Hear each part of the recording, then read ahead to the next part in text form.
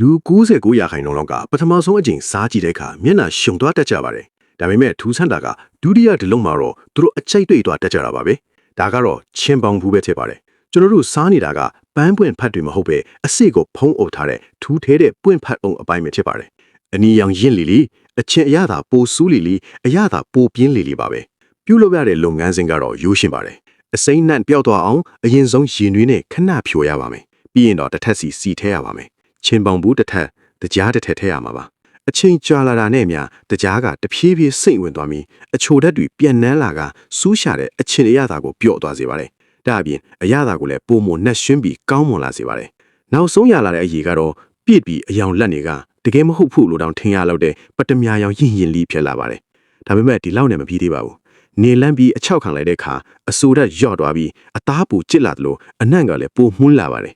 ပြီးရင်သူ့ကိုအရေးထဲပြန်စိန်ပါတယ်အယောင်ကပူရင့်လာပြီးအရသာကလည်းနောက်တစ်ဆင့်ထပ်တိုးလာပါတယ်ဒီလိုထူးခြားတဲ့အချင်းရတာကတဘာဝ acid တွေခက်ခဲ malic acid နဲ့ tartaric acid တို့ကနေရရှိတာပါလက်ဆက်ပြီးရှင်းလင်းစူးရှာတဲ့အရသာရှိပေမဲ့ဘယ်တော့မှဤတွားစေမှာမဟုတ်ပါဘူးအဲ့ဒါကြောင့်ပဲစားလို့မဝနိုင်လောက်အောင်ဆွဲလန်းသွားစေတာပါတလုတ်ပြီးတလုတ်စားချင်နေမိမှာအသေးကြပါပဲ